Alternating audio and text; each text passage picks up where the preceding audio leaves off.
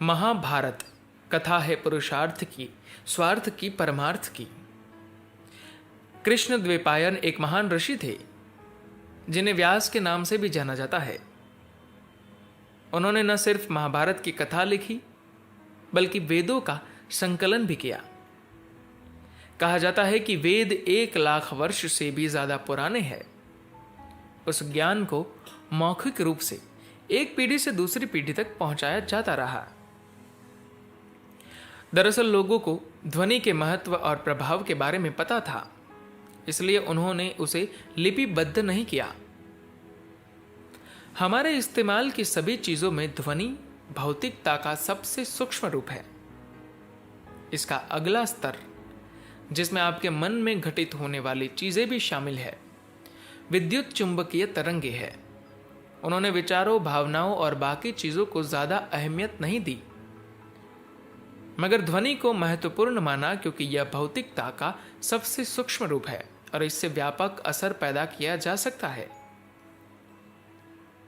गंगा के समृद्ध मैदानों में एक अकाल आने तक वेद मौखिक परंपरा से ही आगे बढ़ते रहे। वह अकाल 14 सालों तक रहा। कहा जाता है कि उतने सालों में बारिश की एक बूंद तक नहीं हुई। फसलें सूख गई और उस समय मौजूद सभ्यता कुम्हलाने लगी। लोग वेदों का पाठ करना भूल गए क्योंकि वे यहां वहां से खाने की चीजें इकट्ठी करने में व्यस्त थे। वे पूरी तरह अपनी परंपराएं भूल गए।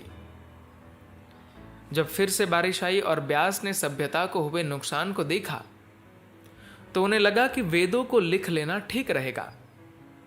उन्हें 4 खंडों में बांटा गया, जिन्हें ऋग्वेद, अथर्ववेद, सामवेद और यजुर्वेद कहा गया। पारंपरिक क्रम यही है, वही नहीं जिसे लोग आजकल इस्तेमाल करते हैं। आज भी इन 4 वेदों को इंसानों द्वारा अब तक रचित सबसे महान ग्रंथ माना जाता है। वह एक महान सनातन कहानी भी लिखना चाहते थे जो हमेशा लोगों के लिए प्रासंगिक रहे। उन्होंने यह कहानी 2 लोगों को सुनाई। पहले अपने शिष्य वैशंपायन को, जिसने बहुत विस्मित होकर यह कहानी सुनी। शिष्य चीजों को बिगाड़ सकते हैं। इंसानी याददाश्त के जरिए मौखिक संप्रेषण की विधि सतयुग में काम करती थी, जब लोगों के पास एक खास तरह की दिमागी क्षमता होती थी। कलयुग के आने के साथ साथ मानव दिमाग और उसकी याददाश्त की क्षमता कम हो गई। व्यास को लगा कि उन्हें कोई जोखिम नहीं लेना चाहिए, इसलिए उन्होंने वेदों को लिखने के लिए एक देवता गणपति को तैयार किया। एक व्यक्ति उस कहानी को लिख रहा था और दूसरा सिर्फ सुन रहा था। मगर दुर्भाग्यवश लिखित ग्रंथ इतना आकर्षक था, वह इतना महान साहित्यिक ग्रंथ था कि देवताओं ने आकर उसे चुरा लिया। महाभारत को हम आज जिस रूप में मानते हैं, वह सिर्फ वह हिस्सा है जो वैशंपायन ने याद रखा था। वह गणपति का लिखा हुआ ग्रंथ नहीं है। युद्ध के समाप्त होने के बाद वैशंपायन ने हस्तिनापुर के सम्राट जनमेजय को यह कहानी सुनाई। सम्राट जनमेजय युधिष्ठिर के दूसरे उत्तराधिकारी थे।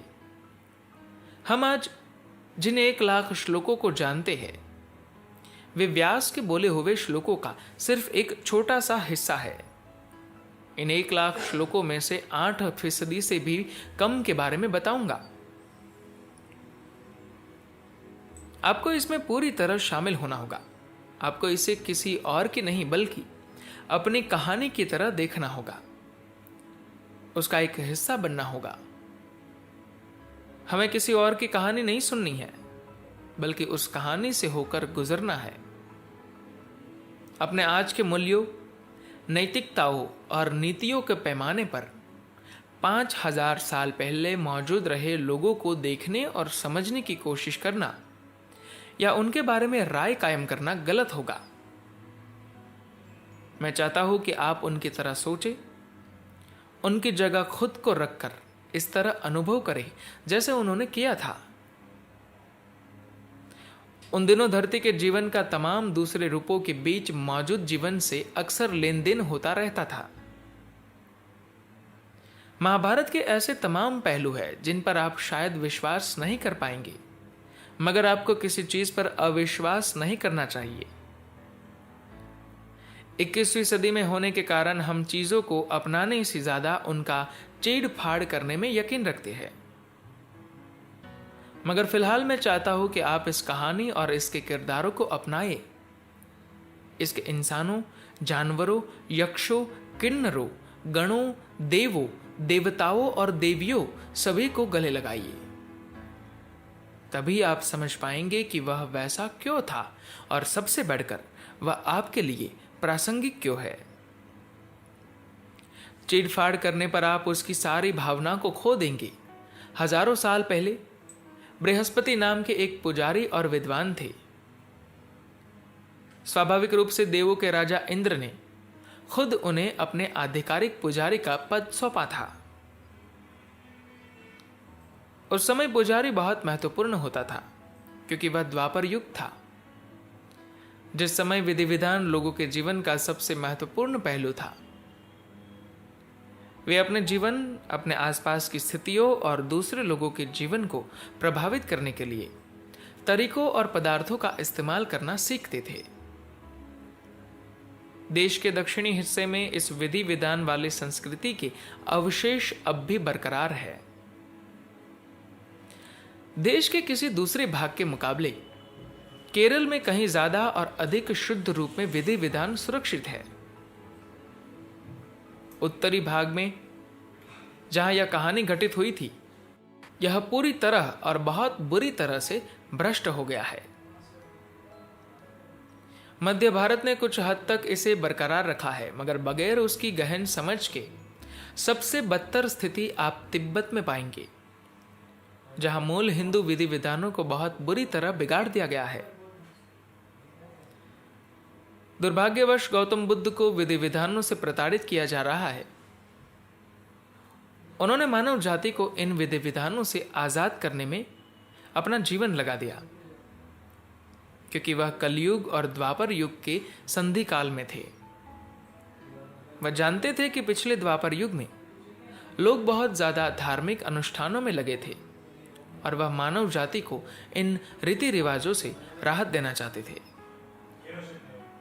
इसीलिए उन्होंने सिर्फ ध्यान पर जोर दिया। मगर आज बौद्ध संस्कृतियों में किसी हिंदू संस्कृति से ज्यादा अनुष्ठान और विधि विधान है। धन्यवाद।